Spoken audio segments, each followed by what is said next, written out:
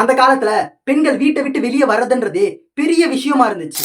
ஆனாலும் இதையெல்லாம் தாண்டி ஒரு கையில அவங்களுடைய குழந்தையையும் இன்னொரு கையில சுதந்திர கனவையும் சுமந்துக்கிட்டு இந்த நாட்டின் சுதந்திரத்துக்காக களத்தில் இறங்கி போராடிய ஒரு வீர பெண்மணியை பத்தி தான் நாம இன்னைக்கு பார்க்க போறோம்.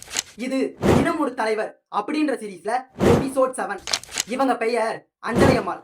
இவங்க 1890களை தான் தமிழ்நாட்டில் உள்ள கடலூர் பகுதியில ஒரு சாதாரண குடும்பத்துல தான் பிறக்கிறாங்க. இவங்க பெருசா ஒன்றும் படிக்கல.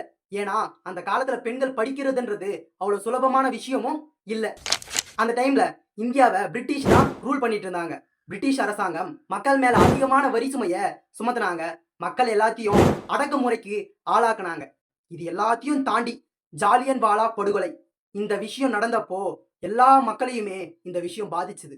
ஏன் அஞ்சலை அம்மாள் அவர்களையும் பாதிச்சுது.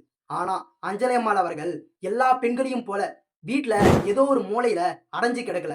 இந்த பிரிட்டிஷ் அரசாங்கத்தை எதிர்த்து நான் cooperation movement, civil disobedient movement, உப்பு சத்தியாகிரகம் இது போன்ற பல போராட்டங்கள்ல கலந்துகிட்டு இருக்காங்க.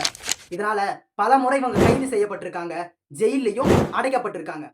சரி, இதெல்லாம் இவங்க ஏன் செய்யணும்?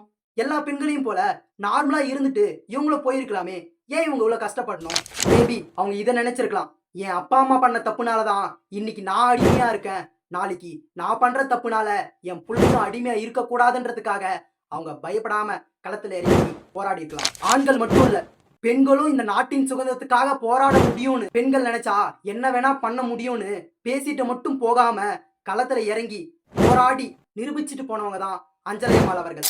இந்த மாதிரி ஏதாவது தலைவர்களை பத்தி நீங்க தெரிஞ்சுக்கணும்னு நினைச்சீங்கன்னா அவங்க நேம கமெண்ட் செக்ஷன்ல சொல்லிட்டு போங்க. அப்படியே ஃபாலோ பண்ணிக்கங்க. அவ்வளவுதான்.